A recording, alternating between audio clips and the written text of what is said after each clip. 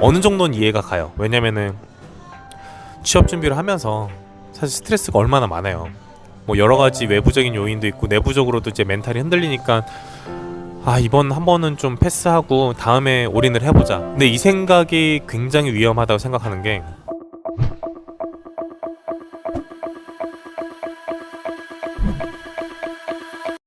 저 같은 경우에도 초안 퇴고를 수정본 없이 처음 쓴 걸 그대로 내다 보니까 당연히 퀄리티가 안 좋아지고, 근데 이런 경험들이 자꾸 쌓여서 사실 19년 상반기부터는 서류 합격률이 그래도 한 20% 이상 되더라고요.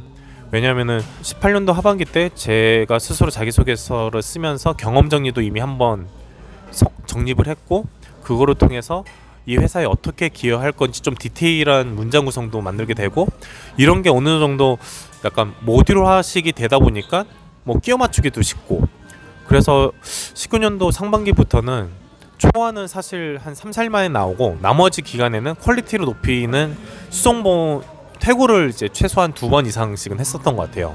그러니까 이게 지금 내가 계속 경험을 하고 실행을 하는 게 뭐냐면, 처음에는 아무리 글을 잘 쓰는 사람도 늦지. 왜냐면 힘드니까. 근데 그거를 이길 수 있는 방법은 지금 처음에 아까 18개 썼다고 했잖아요. 그 다음에 40개? 45개? 네, 45.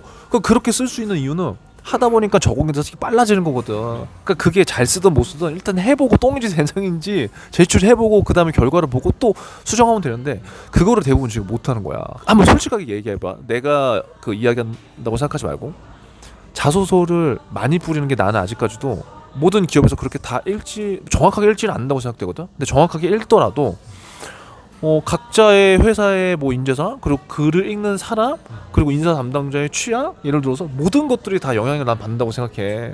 그러니까 내가 엄청나게 에너지를 여기에 100,000을 넣는 것과 상관없이, 그래서 나는 일단 많이 써야 된다는 주의란 말이야. 같은 결이라면. 그런데 레고님이 생각하기에는 솔직하게 이 생각이 어때?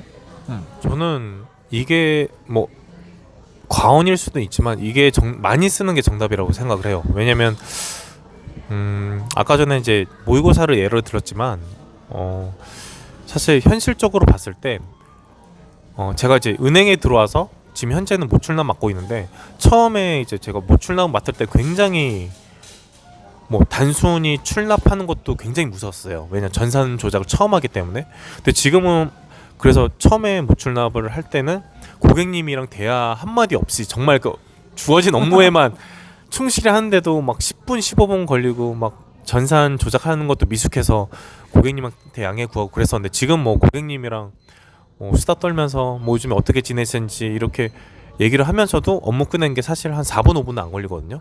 그러니까 결국에는 경험이 쌓이면은 업무 효율성도 굉장히 빨라져요. 이거를 이제 자기소개서 작성하는 거에 비유를 해보자면은, 일단 속도도 빨라지고 퀄리티도 높아지고, 그리고 사실 일단 아까 전에도 말씀드렸지만 서류를 통과를 해야지 필기를 볼 수 있는 기회가 주어지고, 필기를 통과해 면접을 주어지는데, 서류부터 자기소개서를 쓰는 경험이 없어서 자기소개서부터 떨어진다?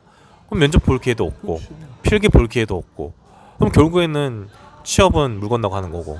그래서 저는 힘들더라도, 근데 이제 이거에 대해서 왜 직접 취업 준비를 해본 경험자로서 어느 정도는 이해가 가요. 왜냐면은 취업 준비를 하면서 사실 스트레스가 얼마나 많아요. 뭐 여러 가지 외부적인 요인도 있고 내부적으로도 이제 멘탈이 흔들리니까 이번 한 번은 좀 패스하고 다음에 올인을 해보자. 근데 이 생각이 굉장히 위험하다고 생각하는 게, 취업의 기회는 1년에 2번밖에 없어요. 그럼 이번에 놓치면 반년 뒤에요. 그럼 사실 반년 뒤에 지금도 사실 시간이 없어서 이 핑계 저 핑계 대고 지원을 안 했는데 다음번에도 잘할 수 있을까? 저는 사실 80% 이상은 힘들다고 봐요. 저는 이제 처음부터 산업은행을 목표로 했었기 때문에 금융공기업까지 많이 염두를 두고 이제 준비를 했었기 때문에 사실 좀 어느 정도 좀 지원하려는 욕심이 있긴 했지만, 시중은행을 목표로 하신다면은 사실 좀 많이 해이해질 수도 있어요.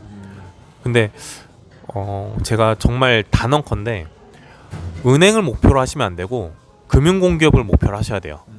왜냐면 예를 들어서 보통 흔히들 말을 하잖아요. 100을 목표로 하더라도 실질적으로 달성한 건 70에서 80%다.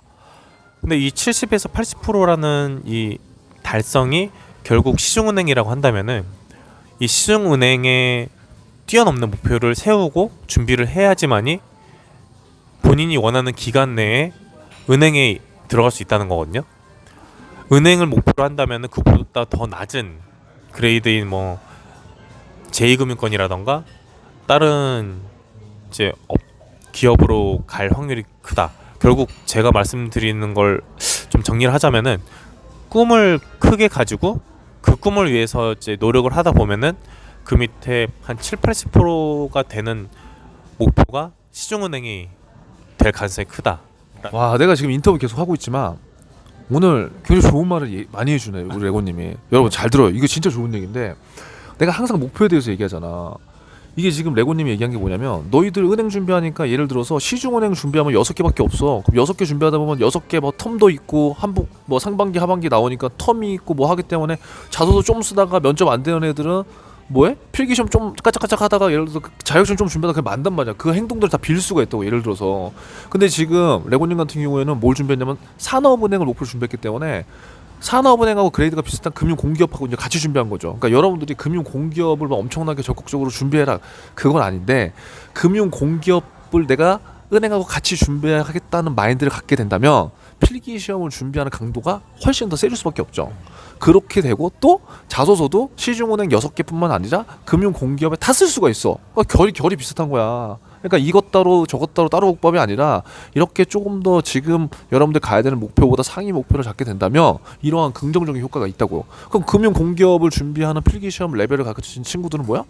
만약에 조금 실수하더라도 그냥 일반 은행을 준비하는 친구들보다는 뛰어날 거니까. 근데 이거 듣고 아이씨 뭐 그렇게까지 해. 그럼 하지 마야 돼. 그럼 하지 말아야 돼. 미안한데. 왜? 항상 얘기하지만 승무원 준비하던 분들 그리고 아나운서 준비하던 분들 다 6개월에 합격할 거예요 라고 생각하는 사람 나는 단 한 명도 못 봤어요. 근데 지금 여러분들이 준비하는 이 취업, 은행 취업, 금융권 취업은 그 정도 아까 제가 얘기했던 아나운서, 승무원 분들과 저는 같은 레벨, 그 이상의 레벨이라고 저는 생각해요. 그러면 그 정도 이상은 당연히 준비해야 되지 않을까 여러분? 그러니까 이런 마인드를 조금 바꿔야지 여러분들이 나는 그 마인드가 꺾이지 않는다고 보는 거예요. 그래서 지금 너무 길어져서 또다시 정신교육을 받을 사람들은 다음 영상을 보는 거고 아무튼 지금 이 영상의 핵심 딱 한마디로 이 영상을 한번 정리해 주세요. 네, 목표는 크게 잡고 힘든 시기이긴 하지만 취업 준비 기간은 조금은 여유 있게 잡으시는 걸 추천드립니다. 그렇습니다. 우리 다음 영상에선